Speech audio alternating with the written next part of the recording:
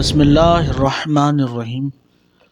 تمام تعریفیں اللہ تعالیٰ کے لیے، کروڑوں درود و سلام حضور اکرم صلی اللہ تعالیٰ علیہ وسلم پر۔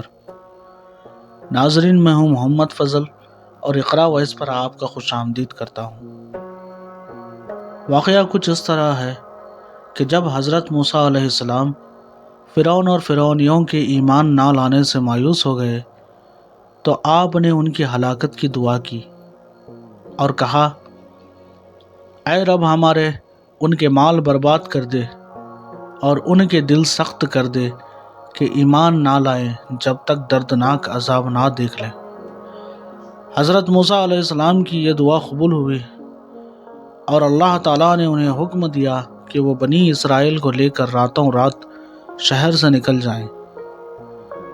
چنانچہ موسیٰ علیہ السلام نے اپنے قوم کو نکل چلنے کا حکم سنایا اور بنی اسرائیل کی عورتیں فرعونیوں کی عورتوں کے پاس گئیں اور ان سے کہنے لگیں کہ ہمیں ایک میلے میں شریک ہونا ہے، وہاں پہن کر جانے کے لیے ہمیں مستعار طور پر اپنے زیورات دے دو۔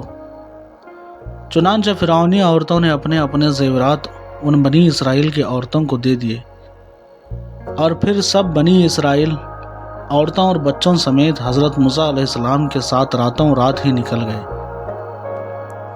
ان سب کی تعداد 6 لاکھ تھی۔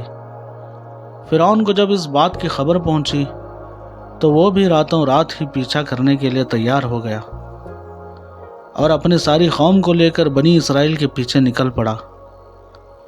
فرعونیوں کی تعداد بنی اسرائیل کی تعداد سے دگنی تھی۔ صبح ہوتے ہی فرعون کے لشکر نے بنی اسرائیل کو پا لیا۔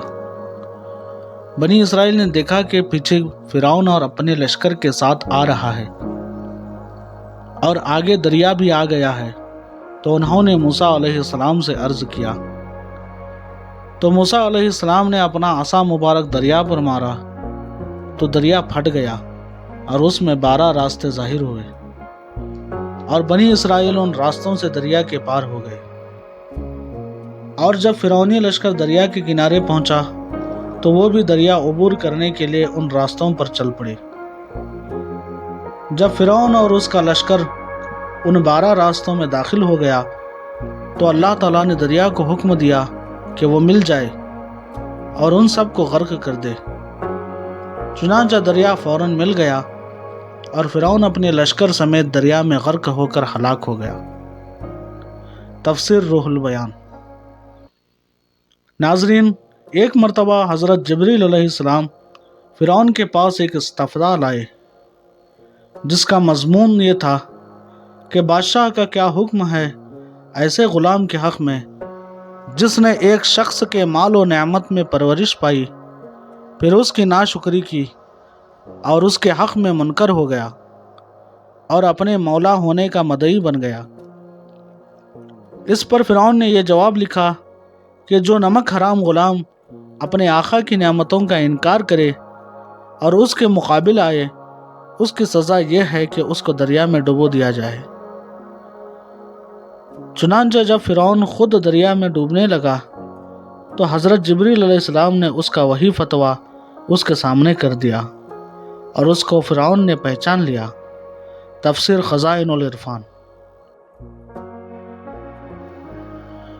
حد سے زیادہ کفر و سرکشی کا انجام بے حد ہولناک ہوتا ہے اور اس دنیا میں بھی ہلاکت و بربادی کا سامنا کرنا پڑتا ہے۔